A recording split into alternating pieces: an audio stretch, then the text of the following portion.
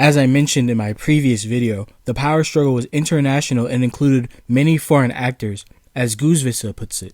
The struggle between these groups was not purely an internal Yugoslav party affair. Many members of the Comintern and foreign communists were directly involved in it, forming transnational networks that not only transcended the alleged unity of national parties, but sometimes pitted members of the same party against each other. Thus, before talking about everything, we must set the stage by identifying some important people. I have already mentioned Wilhelm Pieck, but I will further clarify who he is. Pieck had been a socialist for many years and was a co-founder of the Spartacist League with Rosa Luxemburg. When Ernst Thälmann was imprisoned by the Nazis, Pieck rose to high ranks within the KPD. In 1935, he would become a high-ranking functionary of the Comintern until it was disbanded in 1943. And further into the future, Pieck would become the chairman of the SED and the president of the DDR. Our next character is the Bulgarian communist Georgy Dimitrov, who, as you should all know, was the leader of the Comintern and the main pusher of the Popular Front tactic in the mid-1930s. Dimitrov rose to fame during his trial following the Reichstag brand in 1934. Post-war, he would become the Prime Minister of the People's Republic of Bulgaria. Our other figures are lesser known but still rather important Comintern agents who had their share of meddling as well. The future Bulgarian defense minister, Georgy Damjanov, whose Comintern name was Alexander Belov, was the leader of the cadres department. He was partly responsible for Gorkich's death, and his support would be crucial for anyone vying for power. And there were also two more Bulgarians, Anton Ivanov, who went by Bogdanov, and a Bulgarian supporter of Tito, Ivan Karivanov. Each of these people are present within the story of Tito's rise to power, and I will mention them as the story unfolds. But let's start by talking about Tito's first actions once it became clear that Gorkich was finished. Even before Gorkich was arrested and killed, Tito had already begun to distance himself from him by criticizing him for his liquidationism. In Gorkich's absence, the KPJ Politburo in Paris would invite Tito to their headquarters in August and essentially promoted him to be the party's leader for the time being. Hence, the name temporary leadership. Tito's first moves were to simply continue things that Gorkich had already had planned, such as moving the KPJ leadership back to Yugoslavia. Tito would write letters to Wilhelm Pieck, letters that didn't go answered, mind you, and he worked towards implementing a new and different variant of the Popular Front tactic, one which would differentiate himself from Gorkich, appeal to the Comintern, and be the proper tactic for Yugoslav conditions. Guzvica writes, in Tito's view, the Popular Front essentially meant communist infiltration in legal organizations, the creation of party cells subjected to the Central Committee within these organizations, and ensuring the party's guiding role in them. It was not so much a Popular Front as it was a transformation of major legal organizations in the country into communist fronts. The Popular Front in Yugoslavia, unlike the ones in France and Spain, would include the reformist socialists and the bourgeois parties, only under the condition that they accepted the leading role of the Communist Party. Therefore, Tito's vision of the Popular Front was, at the time, unusual, if not heretical. Tito's transgressions, so to speak, however, were ignored for the time being, but certainly not forgotten, and Tito would often step out of line. For example, he prevented the assassination of a KPJ party member, Pavle Bastajic, by an NKVD agent named Ivan Kralj. Kralj was likely tasked with killing Bastajic because Bastajic had been going around talking negatively about the purges.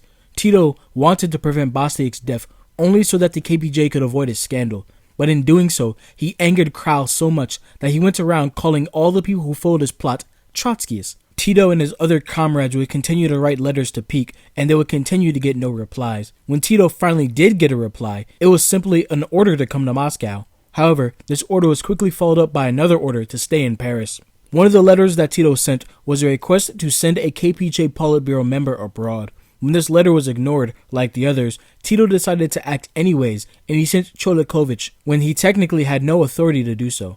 According to Swain, Tito was not one who wanted to wait around to receive orders, and during this period of uncertainty, Tito was testing the limits of his independence, albeit cautiously and carefully. Swain writes, from the start of Tito's period as de facto party leader, he began to explore the nature of his dependency on Moscow. A sort of sparring began, through which he sought to establish the limitations on independent action.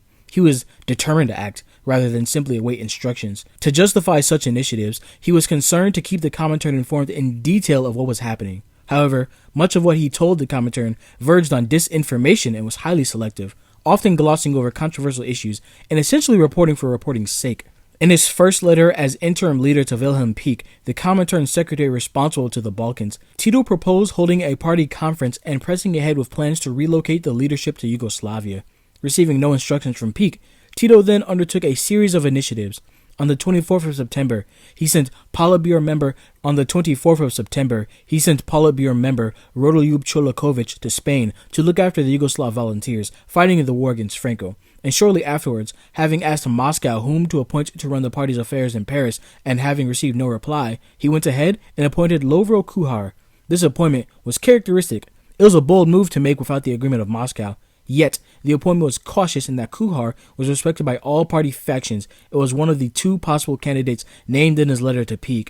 It was because of Tito's independent actions that he began to receive backlash from his other opponents who, hitherto up until that point, accepted his authority. When Tito took up the position of de facto party leader after Gorkić's absence, he made the decision to keep some of these so-called Gorkićevci or Gorkićists like Čolaković and Žuljević and many others close to him.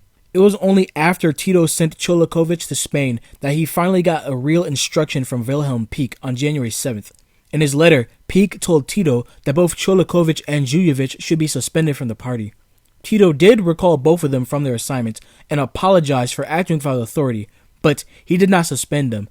Instead, they will both continue to have important party positions, and they will both continue to attend KPJ Politburo meetings. This letter from Pieck was in fact instigated by other members of the party, those who represented the so-called parallel center. Ivo Marić was similar to Tito in many ways. Both were victims of the 1920s era factionalism, both were on the left wing of the party, both were Croatian, and both were proletarian. The only thing that really separated them, according to Guzvica, was their opinions on Gorkić. While Tito, although not exactly being Gorkić's biggest fan, was co-opted onto the party leadership by Gorkić, Marić had been influenced by Gorkić's left-wing critic Juro Savić. Marić's partner, Labud Kusevac, on the other hand, was a foil to both Marić and Tito. Kusevac was a lawyer from Montenegro. He had not lived in Yugoslavia for years. It was not even a founding member of the KPJ, but instead of the PCF, the Communist Party of France.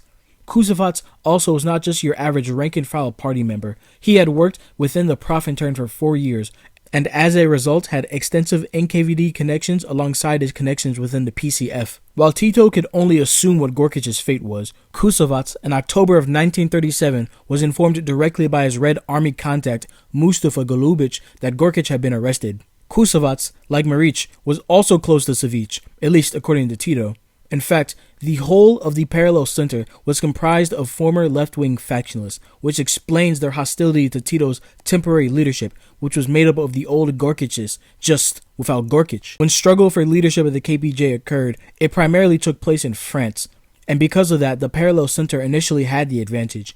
Marić, through Kusevac, had the support of 3 key figures within the PCF Politburo. On Marić's and Kusevac's partnership, Guzvica writes, while Marić was the one who usually directly petitioned the Comintern executive, the Kusevac family was in charge of maintaining a complex network of contacts intended to secure the takeover of the KPJ by the Parallel Center. This network was international and vast. Aside from the PCF, it included some leading Bulgarian and Spanish communists, Comintern workers in Moscow, the prison committee of Sremska Mitrovica, and quite expectedly, the Soviet military intelligence.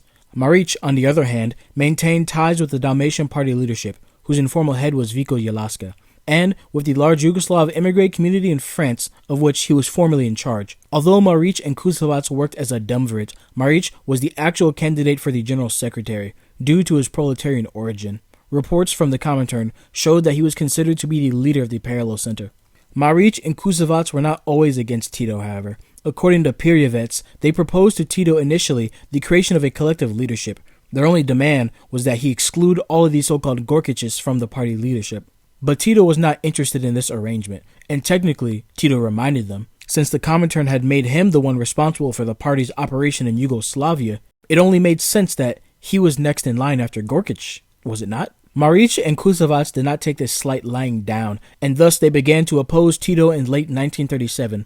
The first big dispute between the so-called Parallel Center and Tito's temporary leadership was at a party meeting on November 3rd, where a decision was put forward by Tito to label Petko Miletic's group in prison as an anti-party organization.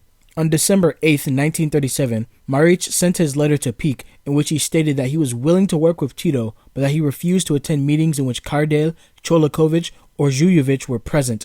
This, it seems, was a lie, or at least not wholly the truth, because Marić and Kusovac had already contacted Miletic through Kusovac's brother, who wasn't a party member, and informed him to ignore the KPJ's criticism of his policy in the prison committee. While the Parallel Center had the advantage of good connections, they suffered in the area of having a coherent and consistent program. The two allies of the Parallel Center, the Wahhabists and the Dalmatian Party organization, had the complete opposite view on the Popular Front. As Guzvica states, if Marić had ascended to the party leadership, the factional crisis would have only renewed or perhaps even worsened. Marić, at this time, was also primarily focused more on uncovering hidden Gorkiches than he was on creating such a coherent program that would appeal to the Comintern. While Tito and Marić in Paris were constantly ignored by Peak, Horvatin in Moscow had Peak's eyes and ears 24/7, as well as his trust. Camilo Horvatin had been an active revolutionary before World War I, but he did not become a Marxist until after the war's end. Still, he was a founding member of the KPJ, and following its ban, he became active in underground revolutionary activity. When the royal dictatorship was enacted in 1929, Horvatin was forced to flee from Yugoslavia and join the large Yugoslav exile community in the Soviet Union. In 1930, Horvatin, who now went by Boris Nikolaevich Petrovsky, had become a member of the Bolshevik Party. For the next 6 years, Horvatin worked at an agrarian institute and ascended to becoming a member of the KPJ Central Committee, as well as one of its Comintern representatives. Horvatin, therefore, was seen in a positive light by the Comintern.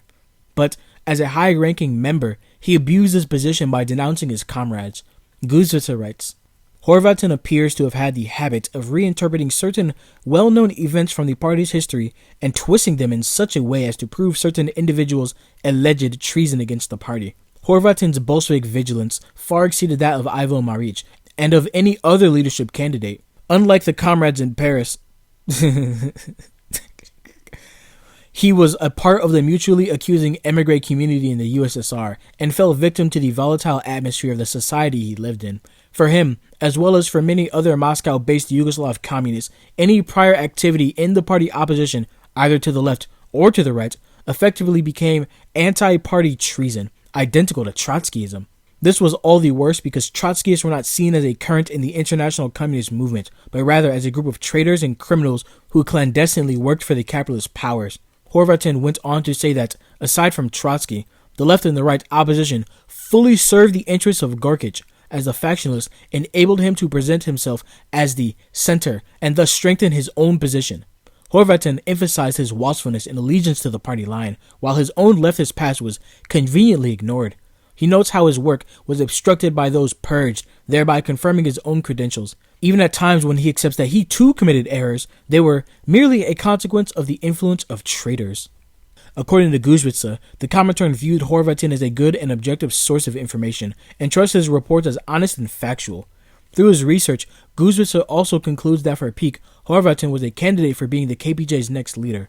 Still, Horvatin was not exactly truthful or correct in his reports. For example, in one, he targets Čolaković specifically, who he accuses of being both the present central leader of the KPJ post-Gorkic and of being a hidden Trotskyist. Tito, who was in fact interim leader for Horvatin, was only the third most important figure at the moment. Furthermore, according to Horvatin, Tito was also suspect because he was close to Henryk Valecki, who had been killed in September 1937, and also because his whereabouts in the Far East during the Russian Civil War could not be accounted for. Thus, he implied that he was possibly a white agent.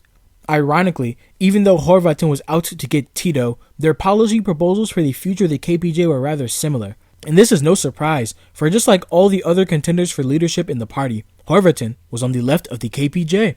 In January 1938, the Comintern created a commission to examine the situation of the KPJ. As the person providing reports on the members of the party, Horvatin would have a rather important role during this commission. However, Horvatin's close connections did not save him, and out of all of the contenders, he would be the first one to drop out of the race.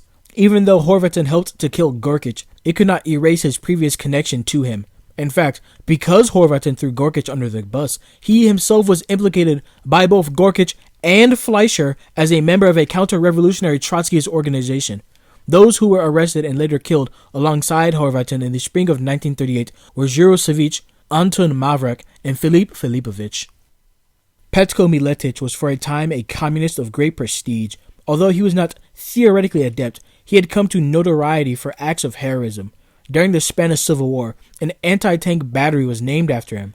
Born in 1897, Miletic was of a Montenegrin peasant background. As a teen, he would leave for Hungary on an apprenticeship scholarship, where he would later involve himself with the local Social Democrats. In 1918, he would join the Communist Party of Hungary and participate in the Hungarian Revolution. After Soviet Hungary fell, he would return to Yugoslavia, where he participated in an underground insurgency in the mountains of Montenegro until 1924. After he ceased his insurgent activities, he would later emigrate to Moscow. And as the KPJ took up its confrontational stance to the Yugoslav state after 1928, Miletic, who had experience working with national revolutionary movements from his days in Montenegro, gained prominence within the party. While in Moscow, Miletic had been a member of the so-called Group of 41. At the time, it was overlooked, but in the future, it'd be a death warrant. In 1930, he was made a member of the KPJ Politburo, and he worked closely with Kusevac. In 1932, when he was returning to Yugoslavia from the Hungarian border, he was arrested.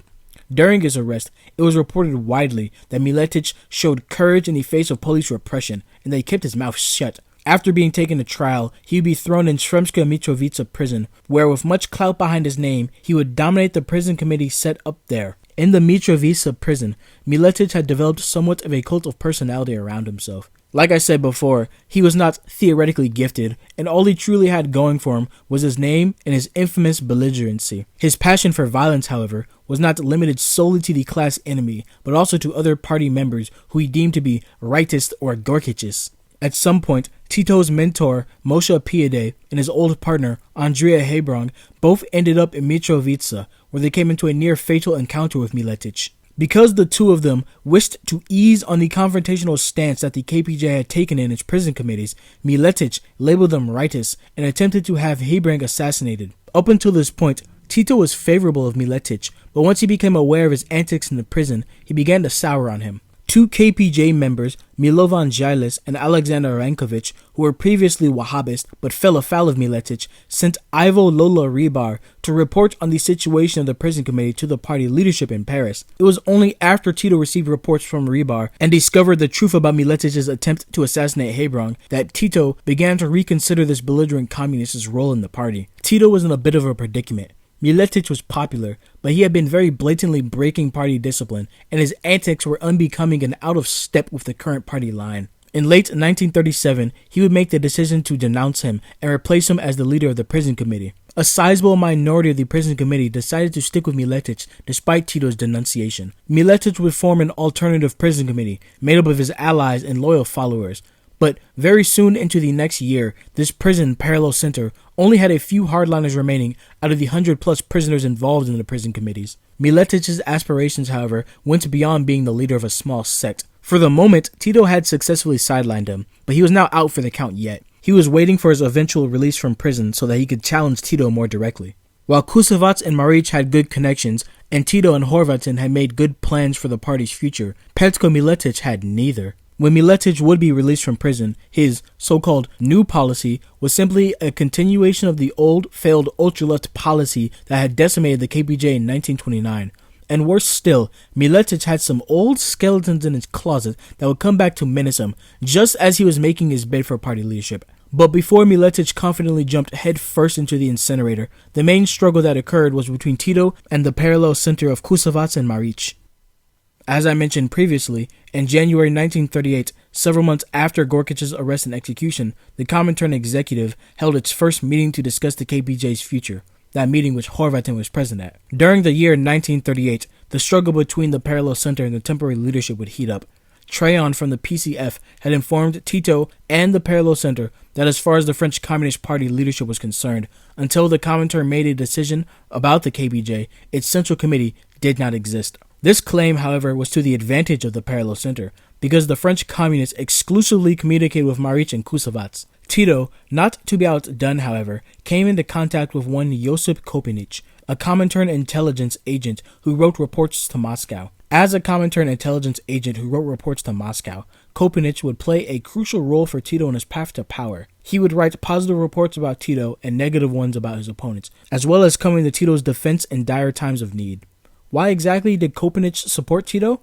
Apparently, they both had a fondness for women. In February, Tito's group expelled Maric from his post as organizer of the Yugoslav emigre community, in a clear move to separate him from a potential base of support.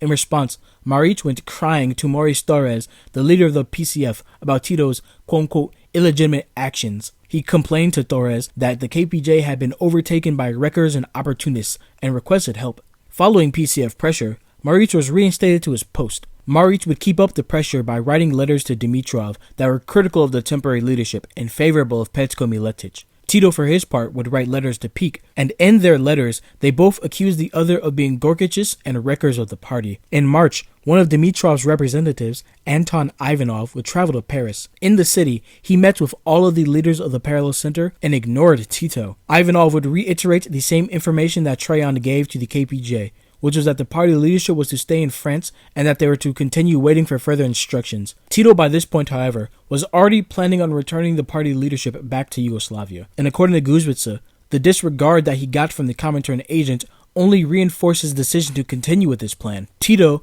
as the already mandated organizer of the party in Yugoslavia, had his main base in the country. Thus, it was in his best interest to move the party leadership back to Yugoslavia, as well as to improve its position within the country. Without permission, Tito moved the party leadership back to Yugoslavia. Tito would write to Dimitrov and highlight the success that the KPJ had been achieving in Yugoslavia under his direction, such as the fact that the Social Democrats were finally prepared to join a popular front with the communists. In June, Tito's apparent successes with the party caught Dimitrov's attention, and he was summoned to Moscow. While that was occurring, Maric and Kusovac had been arrested by the French police and were deported to Spain, thus losing contact with the Yugoslav emigre community in the country. Tito was making gains while the Parallel Center had not done much to improve their position. When Tito arrived in the Soviet Union in August of 1938, he did so with the help of Kopenic, who secured for him a visa. For the next few months in the country, Tito would go to meetings and do interviews with top Comintern officials. At the Hotel Lux, Tito would discover that the Yugoslav presence within the building had dwindled from a few hundred to just 4. Now it was just himself, Vladimir Chopic, Josip Kopenic, and Janko Jovanovic. Out of the almost 1,000 Yugoslavs that made up the emigre community in the country, about 800 of them had been arrested. The situation was precarious for everyone. In Moscow, Tito had the support of the Bulgarian Ivan Karivanov, the Comintern agent Josip Kopenic, and another Yugoslav named Mita Despotovic. These three helped Tito during his stay, but his situation was far from stable, Guzvica writes.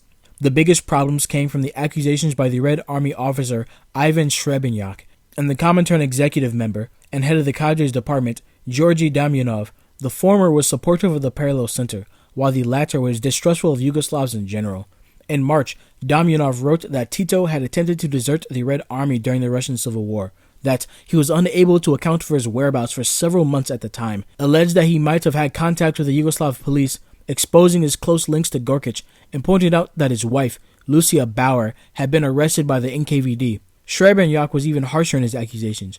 Kopenic claims that he found out about these when meeting Manusky's deputy and Stalin's confidant, Andrei Andreev, in the summer of 1938. Srebrenyak was trying to prove Tito's spy links by pointing out that his closest associates in the SKOJ, Lola Ribar and Boris Kidruk, were both the sons of wealthy Yugoslav capitalists, that his current lover, Herta Haas, was a Gestapo agent, and that the increase in party press circulation at a time when the Comintern was not sending any money meant he must have been receiving funds from the police. Kopenic refuted all the accusations. However, he had to personally speak and write to Dimitrov several times before Tito, invited in June, was actually granted an entrance visa in late August.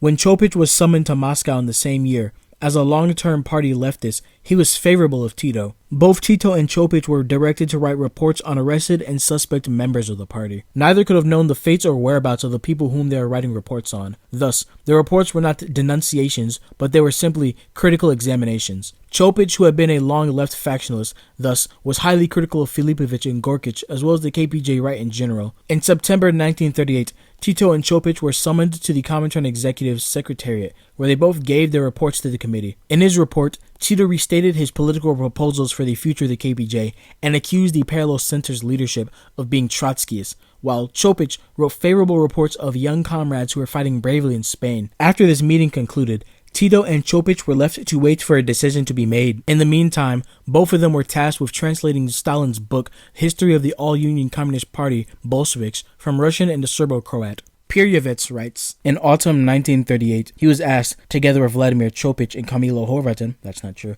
to edit the Serbo-Croatian translation of the History of the Communist Party of the Soviet Union Bolsheviks, recently published under Stalin's name. That meant that every word was sacred. This brilliant synthesis, so it was said, had been written by the universal genius.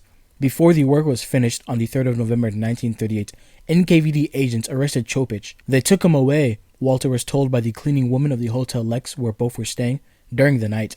Chopic's important role during the Spanish Civil War at the head of the Anglo-American Abraham Lincoln Brigade was of no importance. Kamilo Horvatin, accused of Trotskyism, also soon fell victim to the Stalinist purges, since Walter was not willing to testify against him before the commission investigating the case, stating that in good conscience he could not say something he did not know. He was once more in trouble. This became even worse when the short course was published. Maric, Kusavat, and their friends organized a new attack against him. In a series of letters sent to the Comintern executive, they accused Walter of having introduced Trotskyist formulations into the 4th chapter, which was dedicated to dialectic materialism, committing lèse-majesté against Stalin himself. They were joined by Dragan Müller, a Jew from Osijek, known in Moscow as Ozrin, who was employed at the Foreign Book Publishing House. Because of these denunciations, Walter was once more hauled before a vigilance commission, and managed to save his life a second time thanks again to Kopenic, who demonstrated the correctness of his editing, and thus his innocence. Alexander Rankovich was right when he later said, "If there had been no Kopenic, there would have been no Tito." Tito seemed anxious to leave Russia, and wrote to Dimitrov arguing that since elections in Yugoslavia were coming up in December, he should be permitted to return. But he got no reply. After Chopic and Jovanovic were arrested by the NKVD, Tito was the only one left. It's not known why he was the only one not arrested, but his fate was secured during his time in Moscow. In December, after receiving a favorable report that recommended him for party leadership, Tito was finally allowed to meet face-to-face with Dimitrov. Present with them both was one of Tito's primary accusers, Damjanov. At this meeting, Dimitrov told Tito that his work in Yugoslavia was worthless, that both he and Maric were factionless, and that his present leadership of the party was only considered to be temporary. Despite being lambasted in this way, in January, Tito was summoned to Dimitrov once more, where he was told that he had been nominated to be the general secretary of the KPJ. At this moment, Tito was finally given the Comintern mandate, and he was now the undisputed leader of the KPJ. After jumping through some more hurdles, Tito was finally allowed to leave the country in January 1939. In March of 1939, the temporary leadership, now the primary leadership of the party, met in a Slovenian town for the first time. At this meeting, the parallel center, Petko Miletic, and all of their arrested or executed comrades in the USSR were formally expelled from the party. In June of 1939, almost 2 years after Gorgic left for Moscow, a Comintern-mandated Central Committee was finally confirmed and accepted as the universally recognized leadership of the KPJ. Maric and Kusavat had already been defeated when they were deported from France, but by this point, it was truly over. Still, even after being expelled from the party, they schemed to obstruct Tito and eventually remove him and his clique from party leadership. They had convinced the Yugoslav emigre community across the Atlantic to stop sending the party money by claiming that the group in power did not have a mandate to lead and that they were wreckers and traitors. But it was truly Miletic who was their last gamble. After Miletic was released from prison in 1939, he began to slander Tito, and then, with the help of his sponsor Damjanov, in July, he made his way to Moscow to fight one last fight against Tito. Maric and Kusavat were meant to join Miletic, but the outbreak of the Second World War in September 1939 interrupted their plans. For them, this was perhaps a fortune, because, unfortunately, Miletic was not the most capable opponent to combat Tito. When Miletic finally arrived in the Soviet Union in September of 1939, he planned to immediately go on the offensive against Tito, who had arrived in Moscow the same month but some weeks before. But Miletic soon instead found himself on the defensive. Miletic had assumed that he would still have supporters against Tito, but he was not at all savvy to the new political situation that was caused by the war. In the eyes of the Comintern, whatever deviations Tito had, Miletic's uncouth sectarianism was infinitely worse. Miletic also had far more baggage than Tito. While The Comintern could be suspicious of how Tito was getting money for the KPJ after they put a stop to all funding the party received after Gorkic was arrested. To the Comintern, it seemed far more suspicious that an extremely renowned communist managed to freely move around in a country and even leave that country after he was just released from prison. Furthermore, when Filipovic was being interrogated by the NKVD, he had, quote-unquote, confessed that he had been recruited by Miletić to join a Trotskyist group in 1929. But the real skeleton that Tito himself had found in Miletic's closet was the fact that Miletić was a verified snitch. Up until that point, all of Miletic's international clout as a communist was built entirely off the myth of his heroic resistance during his 1932 arrest. That Tito came into possession of this life-ending secret of Miletić was also entirely Miletic's own doing. Miletić had pissed off his lawyer, and as a result, his lawyer handed off the damning documents of his interrogation to Miletic's old supporter, Giles, who then gave them to Tito in September 1939, where he put them to use in destroying Miletic's career. Miletić made a futile attempt to defend himself, but it was truly over. In January of 1940, he was arrested, and in September, he was sentenced to 8 years, but he only served 3 because he died in prison in 1943. After Miletic's arrest, Tito gleefully went to Damjanov and informed him of how the person who he had been sponsoring for so long against him had been arrested. Damjanov allegedly stood silent for half an hour. Tito had won.